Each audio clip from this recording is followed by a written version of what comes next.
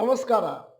ಇವತ್ತಿನ ವಿಡಿಯೋ ಅದಾನಿ ಷೇರುಗಳಲ್ಲಿ ಮತ್ತೆ ಕುಸಿತ. ನನ್ನ ಹೆಸರು ಡಾಕ್ಟರ್ ಭರತ್ ಚಂದ್ರ. ವಿಡಿಯೋಗಳ ಉದ್ದೇಶ ಕನ್ನಡಿಗರ ಸೇವೆ. ನಿನ್ನೆ ಅದಾನಿ ಷೇರುಗಳು ಮತ್ತೊಮ್ಮೆ 4-7% ಕುಸಿತವನ್ನು ಕಂಡಿತ್ತು. ಹಾಗೇನೆ ಲೆಕ್ಕ ಹಾಕಿದ್ರೆ ಅದಾನಿ ಷೇರುಗಳಲ್ಲಿ ಒಂದೇ ದಿನದಲ್ಲಿ 55,000 ಕೋಟಿ ಮಾರ್ಕೆಟ್ ಕ್ಯಾಪ್ ಕರಗಿ ಹೋಯಿತು. ಇದು ಹೈಯೆಸ್ಟ್ ಕಳೆದ 4 ತಿಂಗಳಿಂದ. As per a news report, various US authorities are inquiring institutional investors with large holdings in Adani Group about what Adani Group had clarified after the Hindenburg research report.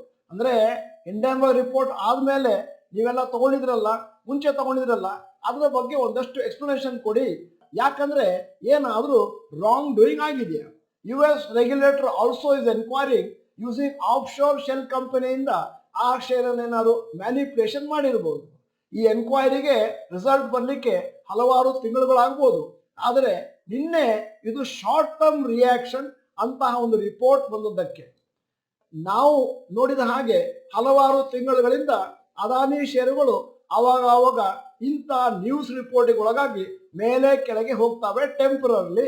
ಮತ್ತೆ ಪುನಃ ಸ್ವಲ್ಪ ದಿನ ಆದ್ಮೇಲೆ ಜನರಿಗೆ ಮರ್ತೋಗುತ್ತೆ, ಇನ್ನೊಂದು ರ್ಯಾಲಿ ಪ್ರಾರಂಭ ಆಗುತ್ತೆ. ಇದು ಕಳೆದ 5-6 ತಿಂಗಳಿಂದ ಅವಿರತವಾಗಿ ನಡೀತಾ ಇದೆ. 2023ರ ಬಿಗಿನಿಂಗ್ ಇಂದ.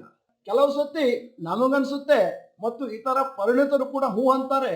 ಏನು ಅಂತಂದ್ರೆ ಕೆಲವು ಲಾರ್ಜ್ ಇನ್ವೆಸ್ಟರ್ಸ್ ಒಂದಷ್ಟು ಫೇಕ್ ನ್ಯೂಸ್ ಕ್ರಿಯೇಟ್ ಮಾಡಿ ಅದಾನಿ ಗ್ರೂಪಿನ ಷೇರುಗಳು ಕೆಳಗಡೆ ಬಂದ್ಮೇಲೆ ಅದನ್ನ ಬಹುಶಃ ಪರ್ಚೇಸ್ ಮಾಡ್ತಾ ಇದ್ದಾರೆ, ಇಲ್ಲ ಅದನ್ನ ಶಾರ್ಟ್ ಮಾಡಿಕೊಂಡು ಒಂದಷ್ಟು ಪ್ರಾಫಿಟ್ ಮಾಡ್ತಾ ಇದ್ದಾರೆ.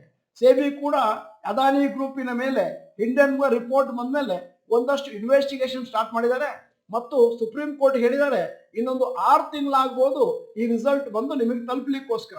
ಈ ಸಂದರ್ಭದಲ್ಲಿ ಒಂದು ವಿಚಾರ ಅಂತೂ ಖಚಿತ, ಅದಾನಿ ಗ್ರೂಪ್ನವರು ತಪ್ಪು ಮಾಡಿದಾರೋ ಇಲ್ಲ ಎಲ್ಲ ಸರಿಯಾಗಿದೆಯೋ ಯಾರಿಗೂ ಗೊತ್ತಿಲ್ಲ.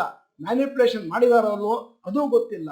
ಆದ್ದರಿಂದ ಒಂದು ತರದ ಭಯದ ವಾತಾವರಣ ಇದೆ ಮತ್ತು ಸದ್ಯದ ಮಟ್ಟಿಗೆ ಅದಾನಿ ಗ್ರೂಪ್ನಲ್ಲಿ ಹಣವನ್ನು ಹಾಕಿದವರಿಗೆ ಒಂದಷ್ಟು ಸ್ಲೀಪ್ಲೆಸ್ ನೈಟ್ಸ್ ಪ್ರಾರಂಭ ಆಗಿದೆ. ನಮ್ಮ ಆಶಯ ಏನು ಅಂತಂದ್ರೆ ಈ ಅದಾನಿ ಗ್ರೂಪಿನ ಬಗೆಗಿರುವಂತಹ ಒಂದಷ್ಟು ನ್ಯೂಸ್ ಮತ್ತೆ ರಿಪೋರ್ಟ್ಗಳು ಆದಷ್ಟು ಬೇಗ ಬರಲಿ ಮತ್ತು ಕ್ಲಾರಿಫಿಕೇಶನ್ ಬರಲಿ, ಎಲ್ಲರಿಗೂ ಅರ್ಥ ಆಗಲಿ ಮತ್ತು ಅದೇನು ನಿಜ ಇದೆಯೋ ಅದು ಹೊರಗಡೆ ಬರಲಿ ಅಂತ ನಾವು ಕಾಯ್ತಾ ಇದ್ದೇವೆ.